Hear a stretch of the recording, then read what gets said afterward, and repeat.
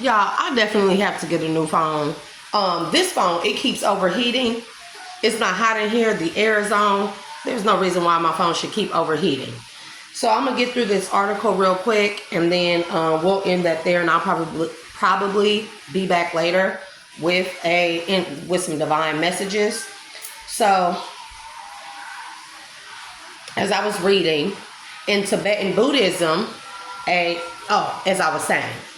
So the term Heyoka is a Native American word, and Heyoka empath, it is a title used by the Lakota and Sioux tribes. Okay, now they're they really don't like the whole title thing, but I'll continue on. So in this article, it states in Tibetan Buddhism, a Heyoka would be referred to as someone who has the attributes of crazy wisdom. Crazy wisdom, which is a term coined by is Shogyam Trungpa. And this is what I'm telling y'all. That person is in this book who they just, and mind you, we're talking about a Native American title and term, but they also correlated it to Tibetan Buddhism. I'm getting there. And it describes an often controversial path to self-discovery that is seen by many as abnormal or irrational. Trungpa Rinpoche, Tibetan Buddhism, y'all, and we're talking about Native American tribes, this Heyoka empath, but often expressed himself in somewhat bizarre ways by using playful or shocking tactics to jolt people out of what he felt was a restricted and linear mindset. He believed this was a compassionate method, explaining when we talk about compassion, we talk in terms of being kind. But compassion is not so much being kind, it is being creative to wake a person up, okay?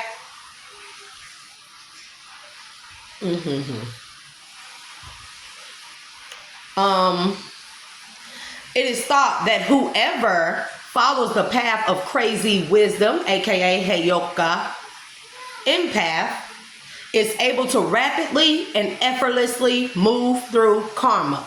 This is why. For those of you that's watching this who have attacked me, this is why. And if you try to come for me using this as a tactic, you will fail. And I'm gonna continue to read and tell you why. Like, you will never succeed at destroying me. I'm gonna just say that. So those who practice crazy wisdom do not take themselves so seriously, and they surrender entirely to their natural characteristic traits. However, they usually exist at the far edge of society, as they are often seen as troublemakers, delinquents, or divergents. Heyokas, with their crazy wisdom, walk into the unknown with a strong faith that whatever they may endure is a part of their destiny, and that if anything goes wrong, they have the ability to alter their course. I pray that those out there that keep trying to attack me, listening, they recognize impermanence, and that every move they make, whether positive or negative, leads to a lesson they need to learn. Let me continue, y'all, because as I continue to read, bro, I'm telling you, I was in tears. I have never found an article or explanation as profound as this one that explains like what I am, why I am. Kaya, you can turn off the water now, son. Those who embody crazy wisdom can sense if something is upsetting someone often before the person becomes aware of it themselves. And through using humor, they are able to pull the issue out of the person, whether the interaction is welcomed or not. Heyokas use jokes or trickery, not in that sense, jokes. Trickery in a positive sense, remember, dual nature, to shift people's mindsets so that they snap out of restrictive, fixed modes of thinking and are able to look with wonder and curiosity at new possibilities, the full, okay? And from different angles so that they perceive situations in a fresh way. Heyokas with crazy wisdom do not talk conventionally. Instead, they talk in riddles and avoid directly answering questions in order to encourage people to think outside of their neatly defined boxes and instead consider a variety of options. Heyokas have the ability to mirror other people's behavior so that it reflects back to them and gives them a clear view of how they are appearing to others. The Heyoka acts, often subconsciously, as an emotional trigger to encourage people to unearth deep, unhealed, and emotional wounds that they are unaware of. When in the company of a Heyoka, people's insecurities, flaws, faults, and weaknesses rise to the surface so that they can receive the opportunity to heal.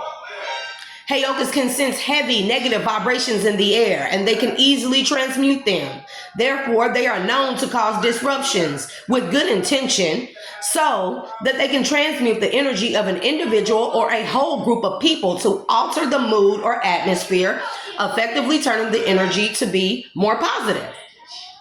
People may identify as a Heyoka empath due to noticing that other people are often feel flustered, upset, intimidated, or irritable when in their presence. The dog was doing a pretty good job, but there was just one problem. Okay. Heyokas have enhanced intuition, giving them the ability to read and affect other people's emotional states, which often causes people to back away and avoid them altogether.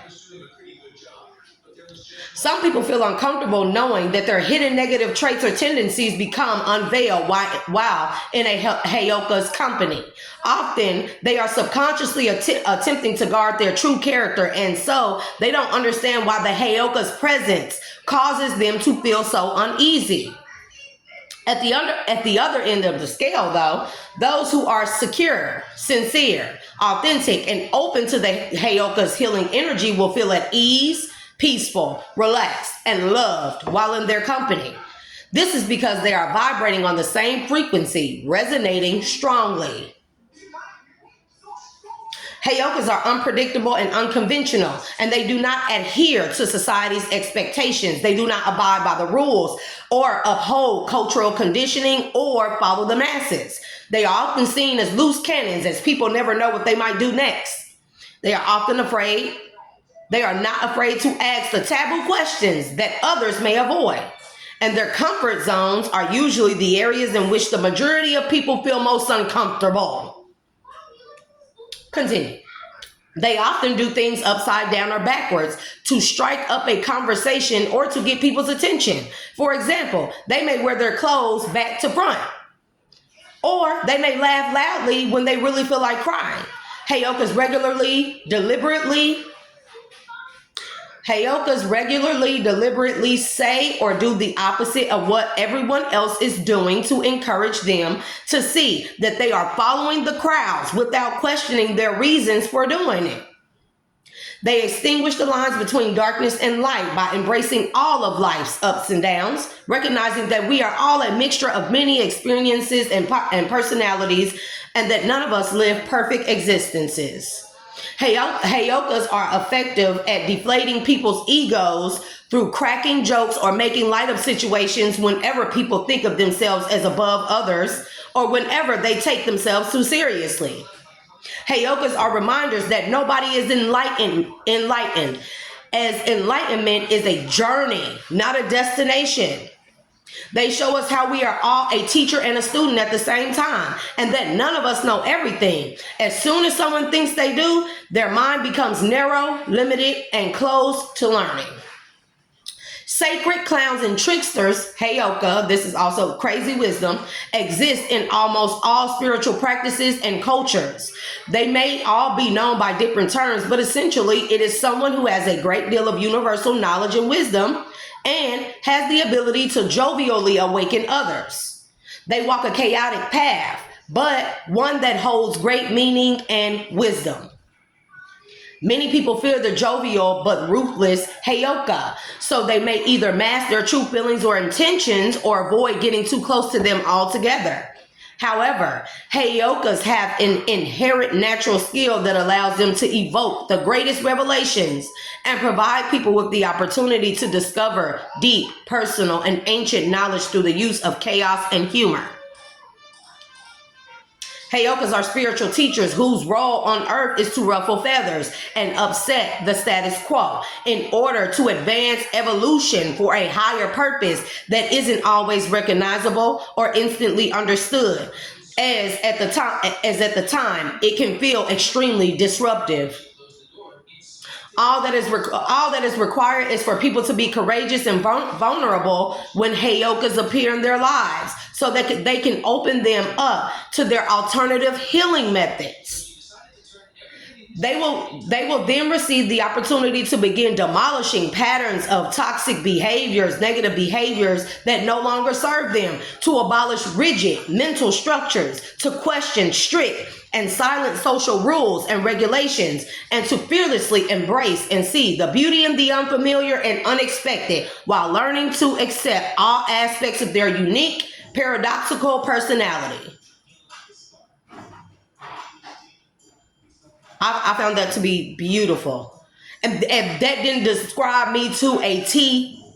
And the main thing was the using humor, even in uncomfortable situations or conversations, in order to open people up, get them comfortable enough to be susceptible to a new aspect, looking at things from a different aspect, a fresh perspective. That's what I love the most. And I said, that's why I'm so funny. Girl, I said, because I was wondering, I was like, what kind of empath is like me, baby? But this described it to a T. And so notice that it talked about, it referred to Tangpa Rinpoche. So as I stated, this is a beautiful, beautiful book. And the message I gave was from chapter 3. Okay. And it says, this very moment is the perfect teacher. And I'm going to read some of this, not all of it. I just highlighted a couple of different parts. But it says, generally speaking, we regard discomfort in any form as bad news. But for practitioners or spiritual warriors, people who have a certain hunger to know what is true, feelings like disappointment, embarrassment, irritation, resentment, anger, jealousy, and fear, instead of it being bad news, are actually very clear. They talk about the spiritual teachers and stuff and warriors, right? Instead of it being bad news, are actually very clear moments that teach us where it is that we are holding back. They teach us to perk up and lean in when we feel we'd rather collapse and back away. They're like messengers that show us with terrifying clarity exactly where we're stuck or where we might need to work on ourselves at. This very moment is the perfect teacher, and lucky for us, it's with us wherever we are. Those events and people in our lives who trigger our unresolved issues could be regarded as good news instead of negative. See what I mean? We don't have to go hunting for anything. We don't need to try to create situations in which we reach our limit. They occur all by themselves with clockwork regularity. I'm going to skip on to page 14. It says, most of us do not take these situations as teachings. We automatically hate them, think of them as bad. We run like crazy. Will you turn it down? This very moment, irritating the hell out of me. Why does it irritate me? Because she just turned that up after I asked her to turn it down. That's why. See what I'm saying? Back to being. So anyways, as I was stating, we run like crazy. We use all kinds of ways to escape. All addictions stem from this moment when we meet our edge and we just can't stand it. We feel we have to soften it, pad it with something, and we become addicted to whatever it is that seems to ease the pain. In fact, the rampant materialism that we see in the world stems from this very moment. There are so many ways that have been dreamt up to entertain us away from the moment, soften its hard edge, deaden it, so we don't have to feel the full impact of the pain that arises when we cannot manipulate the situation to make us come out looking fine. I pray everybody heard me. We can meet our match with a poodle or with a raging guard dog, but the interesting question is, what happens next? The spiritual journey involves going beyond hope and fear, stepping into unknown territory, Heyoka, continually moving forward. The most important aspect of being on the spiritual path may be to just keep moving. Like it is what it is. It happened. Take the lesson from it. Move forward. Push through the fears. Push through the uncomfortableness. That is when you actually find growth and evolution on your spiritual journey and path. Okay. Usually, when we reach our limit, we feel exactly like Rinpoche's attendant, because they're talking about Trungpa Rinpoche. And mind you, he was mentioned. This is a Buddhist spiritual teacher, leader. He was mentioned in this article, okay, about the Heyoka empath, right? So they are, even though we're talking about Native American here, and here this is Buddhist, same thing. See what I'm saying? How it brought me back to something I was reading last year, not knowing I would ever come to this point where I would gain more truth and clarity or understanding of what type of empath or whatever that I am, something that described me to a T. And then not only that, it gave me synchronicities in reference to a book that I was reading that I didn't even know had any relation to Native American or what a Heyoka empath is. Back to Buddhism. See what I'm saying? So there's those are synchronicities to let me know I'm on the right path, but also it added to my appreciation for the experiences I've been through, because when I think about even the negative aspects, especially the negative things that happened in my life, what if I hadn't gone through those exactly like that? And however, even if it wasn't meant for me to go through that much pain or struggle, had I would not have went through those things, would I be here at this very moment and who I am, rebuilding myself, reforming myself, reshaping my identity as my true identity? Would I be on here? Would I have come to this? Would this have led me back to the synchronistic readings that I read last year? So this is where I ask those questions to myself all the time, and then I learn to grasp the true lesson and message from whatever it may be, and I'm able to be appreciative, right? That's why I don't look back and I just be like, okay, it is what it is, Okay, give me a second. So let me finish reading, right? Usually when we reach our limits, we feel exactly like Rinpoche's attendants and freeze in terror. Our bodies freeze, and so do our minds. How do we work with our minds when we meet our match? Rather than indulge or reject our experience, we can somehow let the energy of the emotion, the quality of what we're feeling, pierce us to the heart. This is easier said than done, but it's a noble way to live. It's definitely the path of compassion. Again, the path of cultivating human bravery and kind-heartedness. In the teachings of Buddhism, we hear about egolessness. It sounds difficult to grasp. What are we talking about anyways? When the teachings are about neurosis, however, we feel right at home. That's something we really understand. But egolessness, ? When we reach our limit and we aspire to know that place fully, which is to say that we aspire to neither indulge nor repress, a hardness in us will dissolve. We will be softened. Don't come in here, be in front of this camera.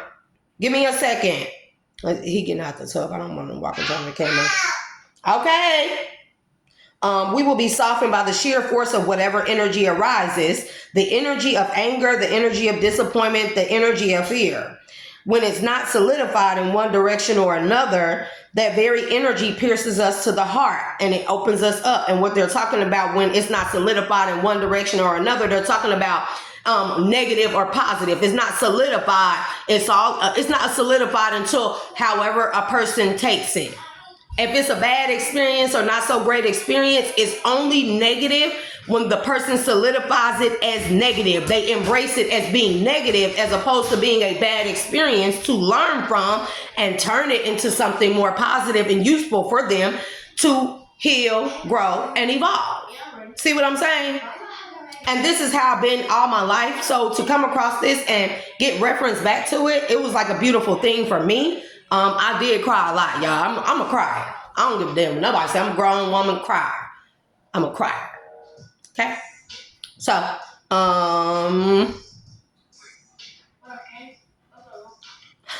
when it's not solidified in one direction or another, that very energy pierces us to the heart and it opens us up.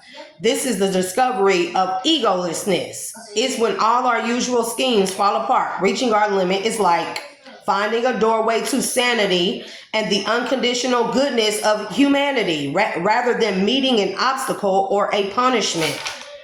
And that was pretty much it. That was it. So you see what I'm saying? So I think I kind of like gave y'all the real breakdown, true breakdown of what I'm getting at and why I am the way I am, and why just a lot of people would be like, dang, like that would have destroyed me. Why?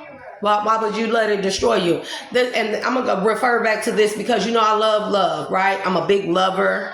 I'm a big lover of love. I love genuine love. I love authentic love. Love of all kind of relationships, friendships, everything. It doesn't matter. I love love. I love to see people in love, even if I'm not in love. I love to see the beauty of love, right? So it's just like going throughout my life, all these people, mom, dad, family members, friends, so-called friends, lovers, they have all abused my love for them and used it against me and broken my heart. But for me, why would I give them the glory to destroy me, to harden my heart, to be closed to love? You know how much you not only, so it's like giving a person power over your life. You gave them power, to break your heart because you were open and susceptible when you loved them, right? They did the wrong thing with it. But moving forward, they don't get the fucking grandstanding glory of me never loving someone the way I love them. They don't get that type of power. The people can mistreat me or have mistreated me. They have taken my love for granted. But moving forward, that don't mean I have to believe. I have to have this extreme faith that there are people out there that love like me, whose hearts are not closed, who's not always looking for a freaking come up or just want to play in somebody's space or on their heartstrings, right? And I can't bind myself to fear that people will continue to hurt me, because everybody's not going to continue to hurt me. All those that taught me, it taught me what to look for, what type of energies to look for.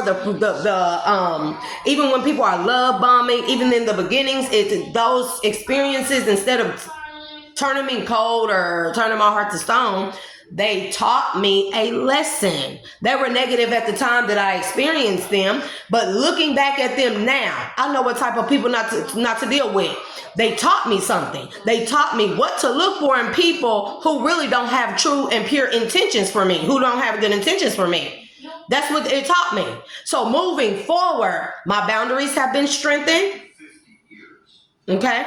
My knowledge and wisdom of what type of people energies are, when they're genuine and when they're not, I'm able to identify that. That's another thing it taught me. And it taught me that my love is sick. It just made my love more powerful and strong,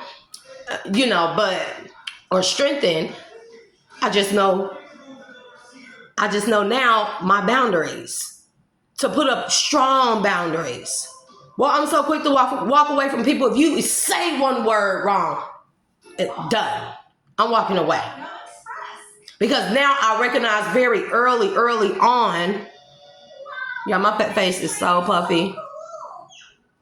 But I realized how to recognize very early on in any interaction with other people, whether or not they're full of shit or not. And the moment I detect any teensy weensy bit of deception, lies, secrets, some type of, anything that is trying to be hidden with the intention of harming me later down the line, I back away. And it's never any hard feelings towards that person or anything. I never feel like ill will or anything. I don't want to attack that person. I don't be like, oh my God, I wish evil eye. I don't do that shit. Like, it just be like, okay, well, that's what type of person they are. And so now I'm looking at myself more as the gift than the prize. Now they rob themselves truly of me, because hopefully, they actually come across someone who's as pure and genuine and loving and kind-hearted as I am. Because baby, that shit is rare. And it's just the strangest thing for people to treat people like me, people like us, like we come a dime a dozen. Because granted, a person may look at me and be like, I don't look the part, I don't have a beat face, I don't have the slimmest figure, I don't have a BBL, I don't have the bob body, whatever. A person can look at me like that, or they can say my bank account's not big enough, or I don't have the right card. That's fine. Do you know how easy it is that I can go out there and get that shit? Because I'm finna show people a thing or two. How I done started over many times. Many times. It ain't no thing but a chicken wing. And I'm finna show people a thing of motherfucking too. So when I pop out, you're gonna see me on here one day, every day. And then I might just pop up and be like, bam. Because people always underestimate others and their significant roles in their lives, or in their significant roles on this plane of existence, based off of superficial, materialistic, surface level, shallow things.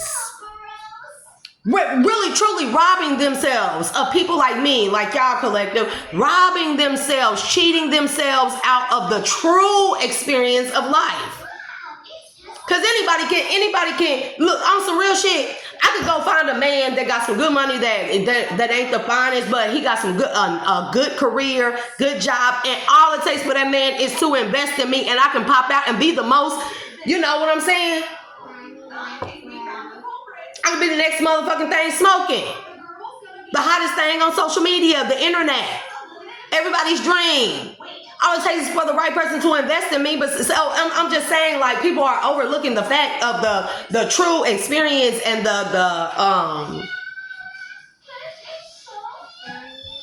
I heard you. People are really overlook me because of silly shit. I said, don't walk in front of this camera. Go back. You're naked. Anyways.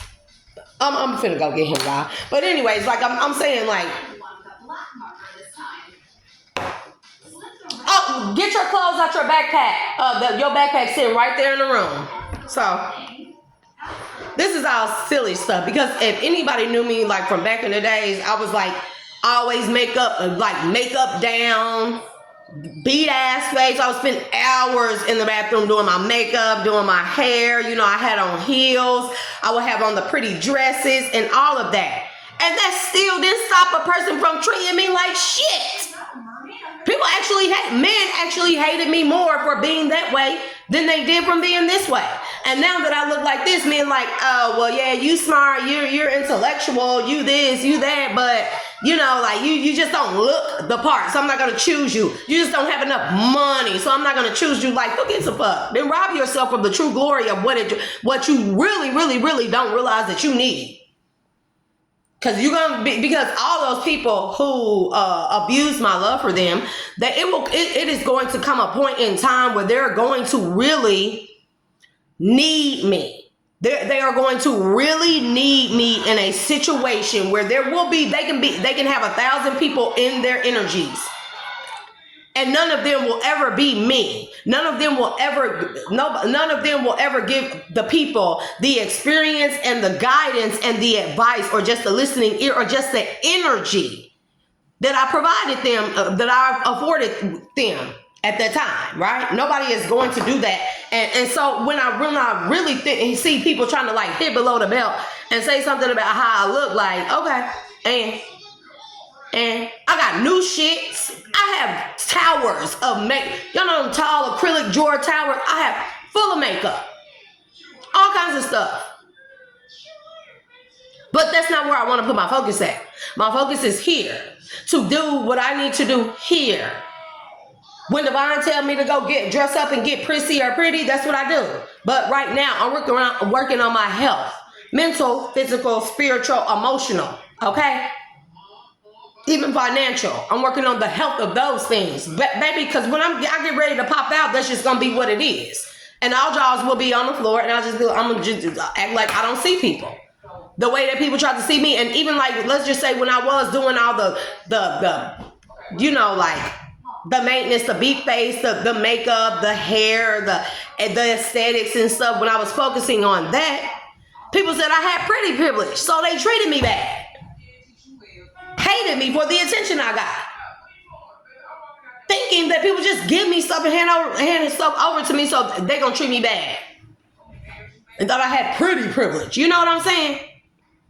So now that I'm not doing that, I'm like this. Now I'm not good enough. Now I don't look the part. Now I don't have this. Now I don't have that. People, and I just came to the conclusion, people are always going to have fucking excuses because what did it say about the Heyoka empath? Because them being in the presence of my energy, even talking to me over the phone, even passing by me, it brings up insecurities, fears, doubt, all the uncomfortable feelings. It brings them to the surface naturally. That's what I do. So people never gonna like me. So it is what it is. You're gonna be in my energy, you're gonna like me, or you're not. People are gonna be in your energy collective, or they're not. If they're gonna be in your energy, make sure that you have very, very, very strong boundaries about who you are, not who people want you to be. Don't ever let nobody say, oh, well, you don't have the made bodies. Bitch, then buy me one. Otherwise, shut the fuck up and get out of my energy. That's how I'm fucking feeling about it. Because you're not going to be in my energy telling me what all is wrong with me when I'm finding my path of being secure in who I am. Ain't nobody finna come in my energy, in my face, in my life, in nothing, and tear me down from the person that I am, the security that I built for myself, the self-esteem that I've instilled in myself. That's not even your outfit, my boy. Go take that shirt off. That's Kiana's shirt. You got two whole. I gotta go get him dressed, bro. Anyways. So I'm just saying, like, don't ever come up in my energy and think that you're going to point out the things you don't like about me. Baby, that is a surefire way to get shut the fuck down and kicked out of my energy in my life. And I mean surefire way. Don't ever come up, if you're not coming into my life and you pointing out something as constructive criticism and then you want to add to that or provide that, then exit to the left, please, and don't let the door hit you with a good Lord split you. I'm so serious. Because I can spend all day focusing on being pretty. What is the end result of that? Does it help my growth? But I'm not neglecting myself. I exercise, I stretch, I do yoga, I do breathing exercises, I meditate, not as often as I should, but you know, I do that. I read, I record, I give out spiritual messages and downloads. I sit with myself, I do a lot of self-reflection. When I get angry, instead of me lashing out at people, like yesterday I was pretty upset. I went out and I walked for over an hour, and then I still wanted to walk for 45 minutes. My mom was like, bro, you need to sit down. You need to just take a break, a breather. But I didn't project my negative energy out on anyone. I didn't call up people and be like, hey, yeah, you said that I didn't lick the pot. You didn't choose me. I didn't do that. You know, so with that being said, collective, I'm gonna go and I'm gonna finish starting my day because baby's already bathed and stuff. It's time for me to get dressed and everything, and there's nothing to really clean up. So got a couple of things I need to handle, but I hope y'all have an amazing day. So I got my medicine woman cards. I will do a read with these. I was guided to use these for the rest of the week. And the first card out was right action. So I know I'm on the right path with ease. Do you hear me? Ease of awakening. You hear me? So those are the messages.